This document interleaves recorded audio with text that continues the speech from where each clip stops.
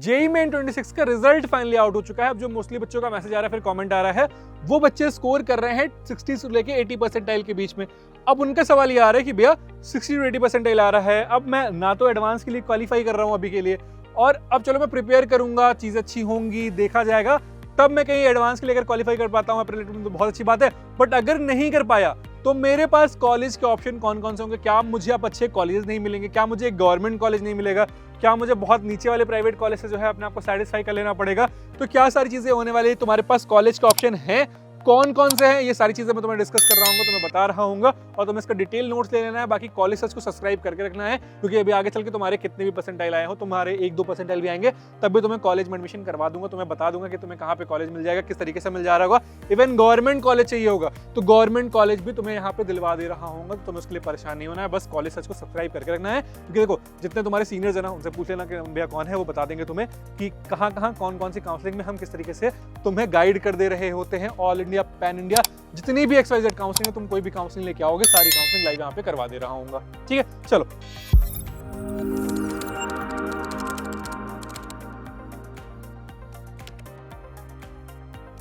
पहले तो अपना परसेंटाइल कमेंट सेक्शन में बता देना। अब हम बात करते हैं मोस्टली बच्चे फंसे कहाँ पे हैं। ठीक है, फंसे वो है 60 to 80 परसेंटाइल के बीच में। अब ये एक ऐसा ब्रैकेट है, एक ऐसी खाई है ना, जहां पे तुम्हारे पास ऑप्शन भी होते हैं, ठीक, ऑप्शन भी होंगे काफी सारे, सही वाले भी ऑप्शन होंगे, गलत वाले भी ऑप्शन होंगे। अब यहाँ पे चूज करना ना बहुत इंपॉर्टेंट हो जाता है कि तुम सही कॉलेज चूज कैसे कर रहे होगे और कौन से कॉलेज नहीं चूज करना है। या फिर यहाँ पे एक ऐसे भी कॉलेजेस आएंगे ना, अब सपोज कोई एग्जांपल एक XYZ कॉलेज है, ठीक है, इसको हम मान लेते हैं कोई कॉलेज है। अब यहाँ पे इसकी जो एक ब्रांच होगी, CSE हुई या फिर ECU, ये टॉप 10 में आ जा रही होगी, ठीक है। वहीं पे इसकी अगर हम कोई और ब्रांच मान लेंगे, फॉर एग्जांपल इलेक्ट्रिकल ले लेंगे, मैकेनिकल ले लेंगे, सिविल ले लेंगे, ये ब्रांच टॉप 100 में भी नहीं आ रही होगी, ठीक है। तो तुम्हें इस चीज का बहुत ध्यान रखना है कि अब यहाँ पे हम जो कॉलेज सिलेक्शन होता है ना, वो बहुत इंपॉर्टेंट होता है। ब्रांच सिलेक्शन बहुत इंपॉर्टेंट होता है कि हम कौन सा कॉलेज चूज करेंगे, कौन सी ब्रांच चूज करेंगे, जिससे हमारा कैरियर एटलीस्ट एक बेटर पाथ पे रहेगा। अब जो होना था जेईई मेन में वो हो गया, अगर हम अटेम्प्ट में सुधार लेते हैं तो बहुत अच्छी बात है, नहीं सुधार पाते हैं तो अभी हमारे पास मौका है एटलीस्ट कॉलेज सही चूज करने का। ठीक है, देखो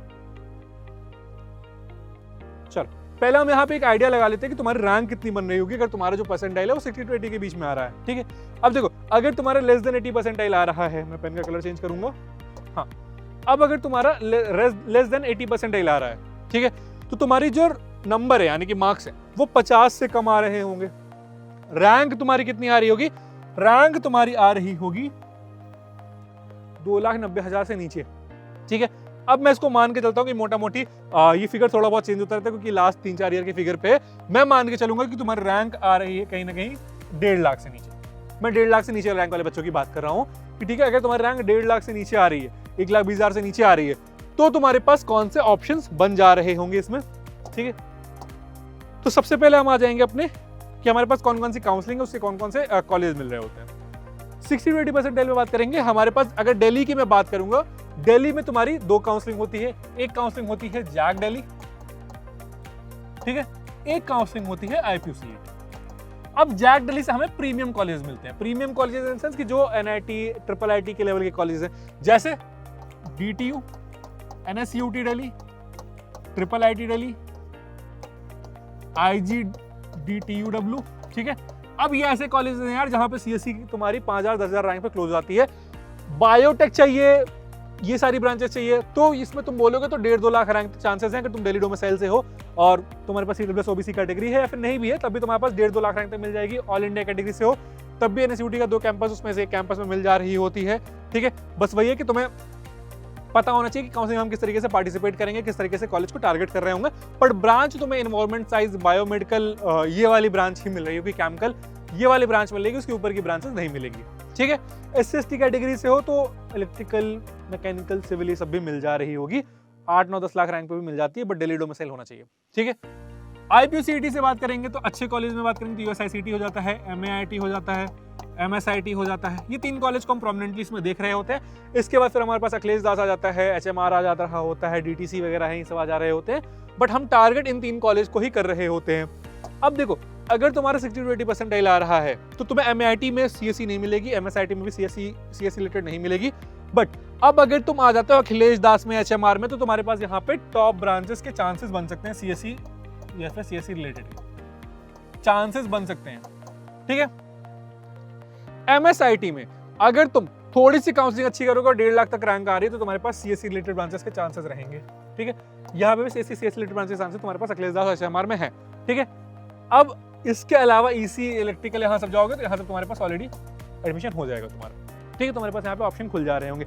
अखिलेश दास HMR कहीं पे भी जाओगे तो तुम्हारे पास CSE रिलेटेड थोड़ा बाउंड्री लाइन पे रहोगे और उसके बाद की जितनी ब्रांचेस है वो तुम्हें मिल जाएंगी। तुम्हें कितनी भी रैंक पे मिल जाती है। BPIT है यहाँ पे, ठीक है, BPIT है और ट्रिनिटी वगैरह है यहाँ पे, ठीक है। और भी कॉलेजेस हैं, ट्रिनिटी है, जिम्स है, ठीक। बट वो नीचे के कॉलेजेस जो तुम्हें 8 लाख 9 लाख 10 लाख रैंक पे भी मिल जाएंगे।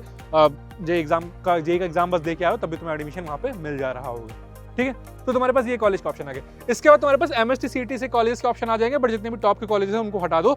SPIT हटा दो, SPCE हटा दो, PICT पुणे हटा दो। इसमें तुम्हें कोई भी ब्रांच नहीं मिल रही होगी, बट जितने नीचे के कॉलेज तुम्हारे पास आ रहे होंगे उसमें तुम्हारे पास ऑप्शन हो जा रहा होगा। ADIPU वगैरह हो गया, ये सब में तुम्हारे पास ऑप्शन हमसे आ जा रहे होंगे। बट MST CET काउंसलिंग में याद रखना कि अगर आप महाराष्ट्र से हो तो MST CET एग्जाम को प्रेफरेंस मिलेगी, बट अगर आप ऑल इंडिया से बिलोंग करते हो तो आपको JEE मेन के स्कोर पे प्रेफरेंस मिल रही होगी, ठीक है। इसके बाद HBTU कानपुर, MMM गोरखपुर में बात करेंगे। 2 प्रोमिनेंट कॉलेजेस हैं। अगर हम उत्तर प्रदेश की बात करते हैं, अगर तुम्हें NIT, IIT, IIT लखनऊ नहीं मिल रहा है तो लोअर ब्रांचेस मिल जा रही होंगी। जैसे इसमें तुम्हें पेन टेक्नोलॉजी, लेदर टेक्नोलॉजी, ये वाली ब्रांचेस मिल जा रही होंगी। MMM में बात करेंगे तो सिविल, केमिकल सीट बची है तो तुम्हारे पास स्पॉट राउंड में मिल जा रही होती है। इसके बाद हमारे पास AKTU की काउंसलिंग आती है, जहाँ पे सबसे ज्यादा बच्चा पार्टिसिपेट कर रहा होता है। क्यों? क्योंकि यहाँ पे तुम्हारे पास MP से भी बच्चे आते हैं, यहाँ पे तुम्हारे पास बिहार से भी बच्चे आते हैं, यहाँ पे तुम्हारे पास झारखंड से भी बच्चा आ रहा होता है। तो AKTU one of the counselling है जहाँ पे काफी सारे बच्चे पार्टिसिपेट कर रहे होते हैं। अब यहाँ पे IIT लखनऊ जैसे कॉलेज में तुम्हें केमिकल मिलेगी, सिविल मिल जा रही होगी, ठीक है। KNIT में बात करोगे तो वही सिविल मैकेनिकल तक मिल जा रही होगी। BIT झांसी में जाएंगे तो इलेक्ट्रिकल, मैकेनिकल, सिविल, ये वाली ब्रांचेस मिल जा रही होगी। JSS में जाएंगे तो CSE, अगर तुम्हारे 1.5 लाख तक रैंक आ रही है तो चांसेस हो जाएंगे तुम्हारे पास CSE रिलेटेड IT वगैरह मिलने के। इसमें लास्ट ईयर क्या हुआ था कि सारी मैकेनिकल, सिविल इलेक्ट्रिकल सारी ब्रांचेस हट गई थी। काइट में बात करेंगे, AKG में बात करेंगे, गलगोटिया में बात करेंगे, GL बजाज में बात करेंगे, ABS सब जगह तुम्हें CSE मिल जा रही होगी, CSE रिलेटेड भी मिल जा रही होगी। तो तुम्हें उसके लिए परेशान नहीं होना। AKTU की काउंसलिंग में तो तुम्हें बहुत अच्छे से करवाने वाला हूँ, तुम टेंशन मत लेना। AKTU की काउंसलिंग तुम्हें बहुत अच्छे से करवाऊंगा इस चैनल पे। MPDT काउंसलिंग बहुत अच्छे से करवाऊंगा इस चैनल पे, ठीक है। MPDT की बात करेंगे, HSITS में तुम्हें बायोमेडिकल मिल जाने के चांसेस रहेंगे, ठीक है। DAVB में भी सेम तुम्हारे लोअर ब्रांचेस मिलने के चांसेस रहेंगे। JEC Jabalpur lower branches. MIT से तुम्हारे पास ऑप्शन आ जाएगा। RGPV में तुम्हारे पास CSE नहीं मिलेगी तुम्हें। SOIT RGPV भोपाल में मिल जा रही होगी, ठीक है। MITS ग्वालियर की बात करेंगे तो MITS ग्वालियर में तुम्हें CSE रिलेटेड मिल जा रही होगी। तुम्हारे पास चांसेस बन रहे होंगे MPDT की काउंसलिंग से, ठीक है। इसके बाद तुम्हारे पास रीप की काउंसलिंग में बात करेंगे तो JEC RC के तुम्हारे पास चांसेस रहेंगे। MBM नहीं मिल रहा होगा। JEC RC के चांसेस रहेंगे, SKIT के चांसेस रहेंगे, पूर्णिमा के चांसेस रहेंगे, आर्या कॉलेज ऑफ इंजीनियरिंग हो गए, ठीक है। इस तरीके से बहुत सारे प्राइवेट कॉलेज हैं जहाँ पे तुम्हारे पास अपॉर्चुनिटी बन जा रही होगी, चांसेस बन जा रहे होंगे, ठीक है। इसके बाद अगर हम प्राइवेट इंजीनियरिंग कॉलेज में बात कर रहे होंगे तो तुम्हारे पास JP है। JP के सेक्टर 62, 128 दोनों में ऑप्शन बन जा रहे होंगे तुम्हारे। शिवनाथर यूनिवर्सिटी हो गया। इसके अलावा तुम्हारे पास बहुत सारे UPS, ये वो जितने भी तुम्हारे ये वाले कॉलेज तुम्हें मार्केट करते हुए दिखते हैं, ये सारे ही ऑप्शंस रह रहे होंगे। अगर तुम्हें कुछ नहीं मिलता है तो लास्ट में तुम्हारे पास ये वाले ऑप्शन रहेंगे, बट मैं इनसे बेटर बोलूंगा कि अभी रुक जाना, ठीक है। अभी किसी भी का भी फॉर्म वगैरह मत फिल करने लग जाना, एक बार अपने अटेम्प्ट दे लो, क्लियर आइडिया मिल जाए, क्लियर पिक्चर मिल जाए, इसके बाद ही किसी कॉलेज का फॉर्म भरना, वरना तुम्हारे पैसे ही फंसाओगे। और होगा क्या ना, जैसे तुम्हारा JEE मेन का सेशन 2 का रिजल्ट आएगा, ये तुम्हारे पीछे पड़ जाएंगे कि आप अपना सीट बुकिंग अमाउंट पे कर दो। सीट बुकिंग अमाउंट पे कर दो। क्यों पे कर दो? क्योंकि नहीं तो आपका एडमिशन हम कैंसिल कर दे रहे होंगे, सीट फिल हो जा रही होगी। कुछ नहीं होता है, लास्ट तक एडमिशन होता है, ठीक है। जब कहोगे तब एडमिशन हो जाएगा। तो उसमें तुम्हें परेशान नहीं होना है, पैसा मत फंसाना, वरना रिफंड आने में दिक्कत होती है, ठीक है। इसके बाद काफी सारे न्यू एज इंजीनियरिंग कॉलेजेस आए हैं, इनके भी ऑप्शन तुम्हारे पास रहेंगे। अब इनका ऑप्शन एक्सप्लोर करना थोड़ा सा रिस्की है, ठीक है। रिस्की क्यों है मैं बताता हूँ। क्योंकि यहाँ पे ना यार तुम पैसा फंसाओगे। अभी इनका कुछ जो है वो नहीं है, मतलब एक जैसे कहते हैं ना कि किसी कॉलेज की लेगेसी होती है, वैसी कोई लेगेसी नहीं है, बट काम अच्छा कर रहे हैं ये भी, ठीक है। कुछ कुछ कॉलेज हैं जो अच्छा काम कर रहे हैं, जो मतलब सिखा रहे हैं तुम्हें डे 1 से कोडिंग, बट वो उनके लिए है कि जिनको इनोवेशन करना है, जिनको कोडर बनना है। अब जिनको कोडर बनना ही नहीं है वो उनके लिए कॉलेज ही नहीं है, ठीक है। तो मैंने एक डिटेल वीडियो बनाई हुई थी कि जो है जहाँ पे किस बेसिस पे तुम्हें जो है एक न्यू एज इंजीनियरिंग कॉलेज को चूज करना चाहिए, वो वीडियो देख लेना, समझ लेना। बाकी अभी तुम्हारे बहुत सारे मैं भी यहाँ पे वीडियोस बना रहा हूँगा जहाँ पे हम तुम्हें एग्जैक्ट रियलिटी वगैरह भी बता रहे होंगे, तो उनको देखते रहना, उनको समझते रहना, फिर तुम्हें एक आइडिया मिल जाएगा कि तुम्हें कौन सा कॉलेज चूज करना है और कौन सा कॉलेज नहीं चूज करना है। बाकी डिस्क्रिप्शन में प्रोफाइनेसिस फॉर्म दिया गया है, उस फॉर्म को फिल कर लेना, हमारी टीम से डिस्कस करो, हमारी टीम से बात करो, तुम्हारे पास कॉलेज के ऑप्शन रहने वाले हैं, कॉलेज के लिए तुम्हें परेशान नहीं होना है। व्हाट्सएप चैनल ज्वाइन कर लेना, वहाँ पे तुम्हें इन सारे कॉलेज से कट ऑफ वगैरह भी मिल जा रहे होते हैं। इसके अलावा कोई डाउट आता है तो कमेंट सेक्शन में तुम मुझसे पूछ सकते हो। इसी के साथ मैं हूं नमन, कॉलेज करियर काउंसलिंग से रिलेटेड तुम्हारे पास कोई भी डाउट आएगा तुम्हें चैनल पर पता चल जाएगा, तो तुम्हें क्या करना है, कॉलेज को सब्सक्राइब करके रखना है, नोटिफिकेशन बेल ऑन कर लेनी है।